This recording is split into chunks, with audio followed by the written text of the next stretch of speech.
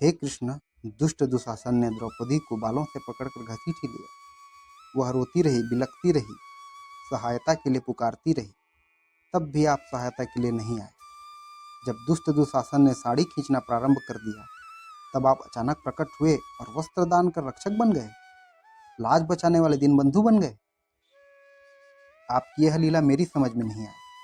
ये कड़वे प्रश्न थे उद्धव के। भक्तराज उद्धव श्री कृष्ण के परम भक्त भी थे, साथ ही साथ परम मित्र भी। जब भगवान परम धाम जाने के लिए तैयार हुए तो उद्धव से कहा, प्रिय उद्धव, मेरे सभी भक्तों ने अपना इच्छित वरदान पाया।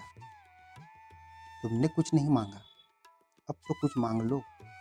तब उद्धव ने अत्यंत विनम्रता से कहा, हे प्रभु, मैं आपकी भक्ति के सिवाय कुछ भी नहीं मांगता। क्या आप मेरे कुछ प्रश्नों का उत्तर देने की कृपा करेंगे? श्री कृष्ण ने कहा, अवश्य। उद्धव ने पूछा, सच्चा मित्र कौन है? श्री कृष्ण ने उत्तर दिया, जो दुख सुख हानि लाभ हर परिस्थिति में साथ न छोड़े। उद्धव ने कहा, हे प्रभु, आपके उपदेश अलग हैं और आपके कर्म अलग हैं। आप तो पांडवों के अकारण बंधु थे। पांडव तो आपके परम भक्त भी थे। आपके होते हुए वे जुए में सब हारते रहे, आप चुपचाप बैठे देखते रहे। वे पत्नी को भी दांव में लगा बैठे, तब भी आप उदासीन बने रहे। उत्तर में श्री कृष्ण ने कहा, उद्धव, दुशासन ने द्रौपदी के साथ अत्याचार किया और वह भीम, द्रोण, पांडव आदि से सहायता के लिए गुहार लगाती रही, पर मुझे याद नहीं किया। और जब सब तरफ से निराश हो गई तो मुझे पुकारा। मैंने बिना एक क्षण का विलंब किए द्रौपदी की सहायता की।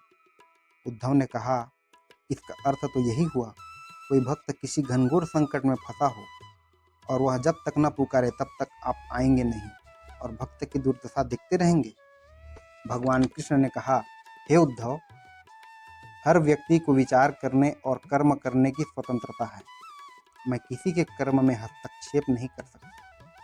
उद्धव ने फिर तर्क किया, भगवान, आपका भक्त अज्ञानतावश पाप के दलदल में फंसता चला गया है, फिर उस पाप कर्म का फल भोगता रहे और आप साक्षी भाव से देखते रहेंगे। क्या आप यही चाहते हैं? श्री कृष्ण ने कहा, नहीं उद्धव, मैं हर व्यक्ति के अंतःकरण में विद्यमान रहता हूँ। मैं केवल प्रेरणा दे सकता हूँ। कोई भी व्यक्ति क्या सोचे और क्या करे, यह वह स्वयं निर्धारित करता है। अगर मैं इसमें हस्तक्षेप करने लग जाऊं, तब कर्म फल का सिद्धांत का क्या होगा? जहाँ तक पांडवों की बात है, विशेषकर धर्मराज युधिष्ठिर ने अविवेकपूर्ण कार्य किया। जब वे द्यूत क्रीड़ा भवन में जाने लगे तो युधिष्ठिर ने मुझे भीतर जाने से रोक दिया और कहा, हे कृष्ण, जब तक हम लोग आपको न बुलाएं तब तक आप भीतर मत आइएगा। अब तुम ही बताओ मैं क्या करता? मैं वहां उपस्थित रहता तो सोचो, ये सब जो हुआ क्या हो पाता? उधर दुर्योधन ने युक्ति से काम लिया। वह स्वयं जुआ खेलना नहीं जानता था, इसलिए उसने द्यूत क्रीड़ा में कुशल कपटी शकुनी को अपना प्रतिनिधि बना लिया। पांडव भी यही कह सकते थे कि हमारी ओर से कृष्ण पासे फेंकेंगे। तुम ही बताओ, मैं और शकुनी आपस में भिड़ते तो परिणाम क्या होता? पर धर्मराज ने समझा कि मुझसे छिपकर जुआ खेल भी लेंगे और शकुनी को पराजित कर भी देंगे। जुए में सब हार गए, तब भी कृष्ण उन्हें याद नहीं आया।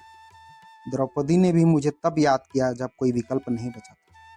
प्यारे उद्धव, पांडव मुझे इसलिए प्रिय नहीं थे कि वे पांडव थे, मेरे बुआ के पुत्र थे, मेरे संबंधी थे।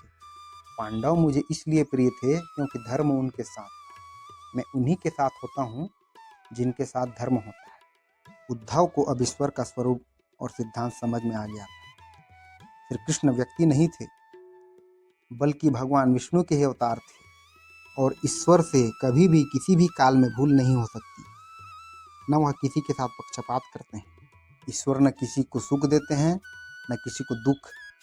स्त्री, पुरुष, बालक, वृद्ध, कोई भी हो, किसी भी परिस्थिति में है, धनी हो, निर्धन हो, दुखी हो, सुखी हो, रोगी हो, स्वस्थ हो, इसका जिम्मेदार वह स्वयं है।